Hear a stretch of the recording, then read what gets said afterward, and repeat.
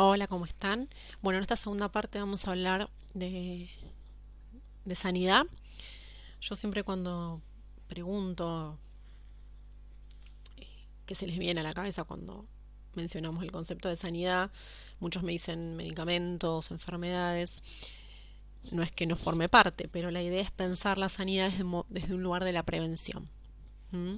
Ahí es donde tenemos que hacer hincapié y pensar cuáles son las medidas que podemos tomar, ¿sí? Para evitar que nuestros animales se enfermen. Nuestros animales y todas las personas que trabajan con los animales. La sanidad representa como mínimo un 10% del costo total de la producción avícola. ¿Mm? Hay un porcentaje que está destinado a la sanidad y tiene que ser así, porque las pérdidas, en el caso de que esto falle, son muy grandes. Nos puede costar muy caro. Entonces tenemos que destinar parte de nuestro presupuesto a la parte sanitaria. Ahora después vamos a ver de qué manera. Porque también por la salud pública. Hay enfermedades que se transmiten desde los animales a las personas, entonces hay que tener mucho cuidado en el manejo de los animales y de los productos obtenidos, en este caso alimentos, que vamos a nosotros a producir. Así que tenemos que pensarlo también desde ese lugar, la importancia que tiene.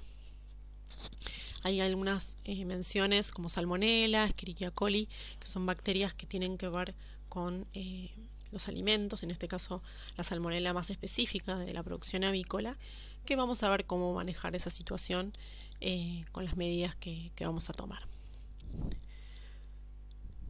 Bueno, acá hay un principio de las enfermedades para entender un poco sobre el tema. Esta pirámide marca que hay enfermedades clínicas, ¿sí? ¿Qué quiere decir clínica? Que el animal tiene sintomatología que yo puedo ver, que, que sé que está enfermo. Pero también hay muchos, como verán en la pirámide, enfermos subclínicos. ¿Qué quiere decir esto? Que son animales que muchas veces por falta de espacio, o sea, un mal confort, estrés, parasitosis, un mal manejo, pueden llegar a presentar enfermedad subclínica. Es decir, yo no veo que el animal esté enfermo a simple vista, pero sí está padeciendo una enfermedad subclínica y voy a tener consecuencias. ¿Qué consecuencias puedo llegar a tener? Reducción de la ganancia de peso es lo más común, ¿no? Veo que no ganan peso. Quizás el animal solamente está estresado.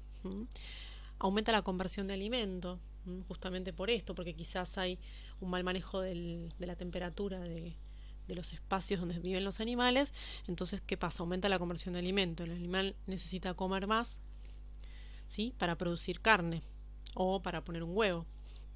Y eso a nosotros nos va a perjudicar porque tenemos que darle más de comer. ¿Mm? Eh, Esos serían unos ejemplos. Producir inmunosupresión también, ¿sí? Los animales que no están bien, su sistema inmune no está bien, si están, por ejemplo, mal alimentados. Entonces, eso predispone a que se enfermen de otra cosa. Esta es la cadena epidemiológica, ¿sí? Para que entendamos cómo funciona una enfermedad, todos los puntos donde nosotros podemos hacer algo o no. Eso tendríamos que ver. Siempre hay un agente causal, ¿sí? Hay algo que produce enfermedad. A veces hay reservorios, ¿sí? Que esto después lo vamos a ver, tiene que ver un poco con las plagas. Siempre hay una puerta de salida del agente, ¿sí? Hay un modo de transmisión, hay una puerta de entrada al nuevo huésped, ¿sí? Y también hay una susceptibilidad del propio huésped, en este caso las aves, que es la que nosotros vamos a hablar hoy, que puede ser que influya en la aparición o no de la enfermedad. ¿Qué agentes causales podemos tener? Podemos tener agentes causales biológicos, que sería un virus, una bacteria, un parásito, pero ojo, también tenemos agentes causales no biológicos, que pueden ser químicos, por ejemplo un pesticida, un fármaco mal utilizado, no sé, un antibiótico, una vacuna, o físicos, el calor. Ustedes saben que estos animales sufren mucho el calor, podemos producir mucho daño, radiaciones, ruido, un montón de agentes causales que pueden producir enfermedad y pueden producir mucho daño. ¿Cuáles son los mecanismos de transmisión? Tenemos transmisión directa, ¿sí? Depende. Esto puede ser a través de gotitas por aspersión. En general, esto es cuando hay animales que están, bueno, estos animales conviven todos juntos, entonces en general cuanto más hacinados estén, más probabilidades hay de que se contagien unos con otros, pero bueno, más allá de eso sí es una forma de transmisión de muchas enfermedades a través de gotitas de aspersión, que puede ser que tengan contacto con las conjuntivas de los ojos, ¿sí? O las mucosas de la nariz o de la boca, cuando esto se estornuda, cuando tosen o mismo de tocar. Esto tiene que ver acá ya con la intervención del humano. Si yo toco una ave enferma y toco después a otra, la puedo contagiar.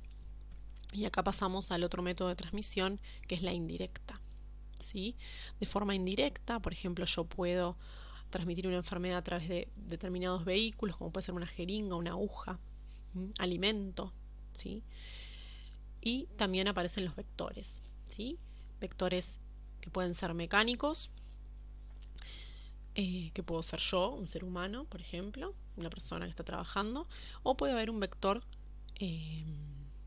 biológico, que puede ser un insecto, por ejemplo, un roedor, que puede llegar a ser vector de la enfermedad. Y esto sucede, en general después lo vamos a ver en el manejo de plagas.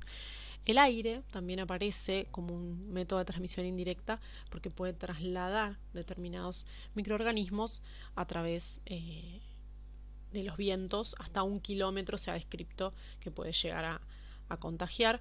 Por lo tanto, esto teniendo en cuenta lo que habíamos hablado en la clase o en el primer encuentro con respecto a las distancias y el aislamiento del criadero.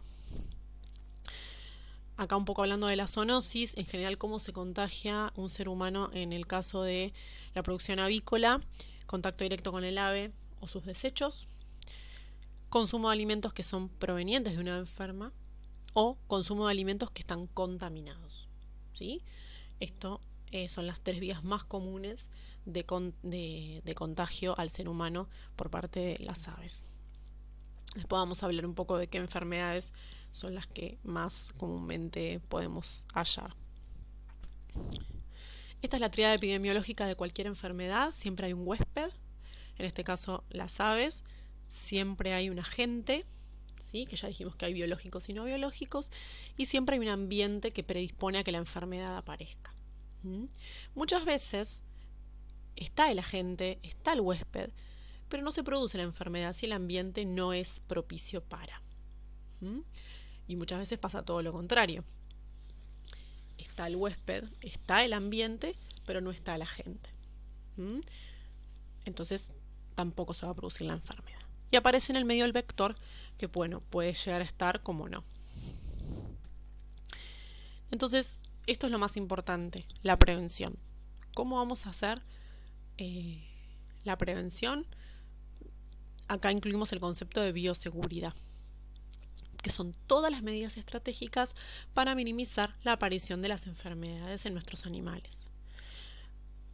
¿Y qué aparece acá dentro de la bioseguridad? El concepto de buenas prácticas. ¿Buenas prácticas dónde o desde dónde? Desde el corral hasta la mesa. O sea, ahí hay un montón de pasos y de tiempo que tenemos que dedicar para que todo funcione correctamente. Cualquier problema que aparezca desde el corral hasta que el alimento está en la mesa puede llegar a producirnos un problema muy grave. Por eso hablamos siempre de alimentos seguros. Estamos produciendo alimentos y tenemos que brindar seguridad al consumidor. Y esta es la triada de la prevención. Bioseguridad, fundamental, que ahora vamos a hablar un poco de eso, que tiene que ver más que nada con evitar que la enfermedad ingrese desde afuera. Después tenemos todo lo que son las buenas prácticas y el bienestar animal, ¿sí? Que hace que los animales, por un lado, se sientan cómodos, no se estresen, puedan producir. Y las buenas prácticas, como dijimos, para lograr alimentos seguros y de calidad para el consumidor. Y la vacunación, que es importante, ¿sí? Siempre vamos a tener que vacunar contra determinadas enfermedades según el tipo de producción al cual nos dediquemos. La bioseguridad, entonces, es esto, es la planificación, muy importante planificar, implementar un montón de medidas estratégicas para evitar que entre y se propague cualquier microorganismo desde afuera, ¿sí? Tiene que ser sencilla, tiene que ser completa, tiene que ser práctica y flexible. Estos son los 4 puntos que yo siempre insisto, que a veces nos metemos en planificar algo que no podemos adaptar después y no podemos llevar a cabo. Entonces hay que tener en cuenta que tiene que ser algo que se pueda implementar, si no, no sirve. ¿Cuáles son los componentes del sistema de bioseguridad? Hay un componente operacional, un componente estructural y un componente conceptual, ¿sí? Yo tengo que ir partiendo de lo conceptual, lo estructural, a lo operacional, que es donde yo voy a aplicar. Lo conceptual tiene que ver con la ubicación geográfica, el tipo de construcción al cual yo decidí hacer mi criadero, cómo oriento los galpones, qué barreras naturales utilizo y qué distancia, en el caso de que tenga alguna otra granja cercana, voy a elegir o voy a poder, ¿no? Porque a veces no hay opción, no tengo esta distancia y la tengo que mantener y bueno, no puedo modificarlo, pero dentro de todo, si yo tengo que empezar un emprendimiento, son cosas que voy a tener en cuenta. Y esta es las barreras naturales, que pueden ser cercos, árboles, cerco caminos. Fíjense, esto es algo industrial, pero para que ustedes tengan una idea, hay un espacio para que si hay animales fuera del cerco, ¿sí? Animales acá, no estén cerca del criadero. Con respecto a la estructura, yo puedo utilizar señalización, por ejemplo, para personas que vienen de otro lado, o de visita, o a conocer, o proveedores, o lo que fuera, una señalización de cómo nos manejamos, cuáles son los cuidados, si se puede pasar ahí, si no se puede pasar, el acceso restringido. Esto de el todo adentro, todo afuera, es muy importante. Si yo termino una producción, el vacío sanitario me va a permitir. El vacío sanitario es muy importante porque permite cortar con el ciclo de muchas enfermedades, ¿sí? Y de manejo de plagas también. Es muy importante. ¿Y cuál es el flujo de trabajo y de tráfico dentro de mi establecimiento?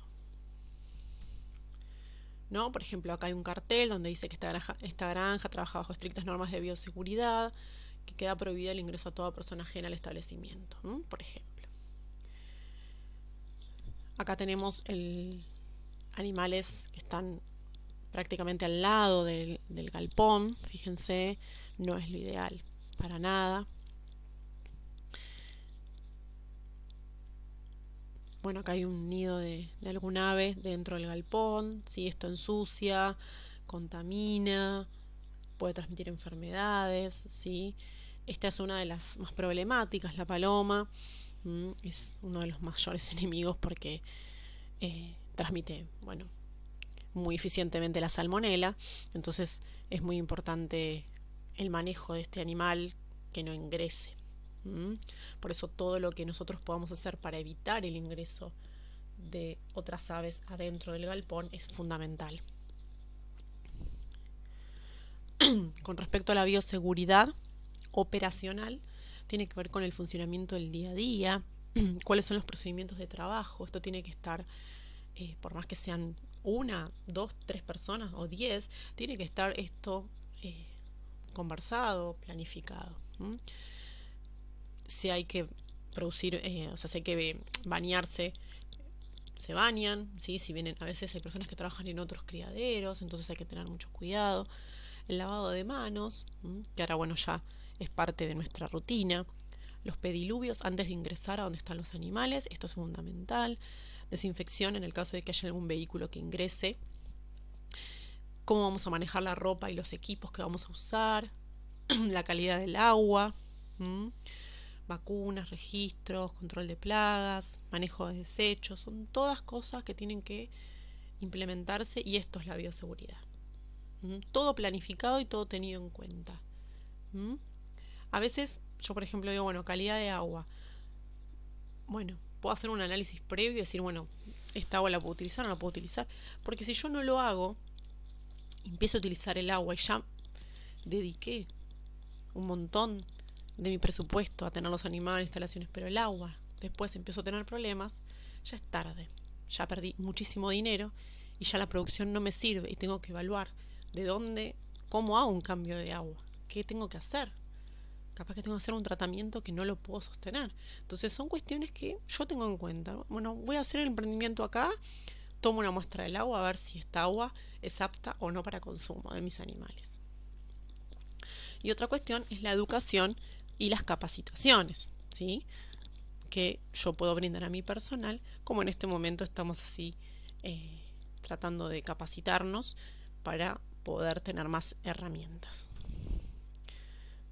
Vamos a hacer un corte acá y vamos a seguir con algunas medidas de bioseguridad.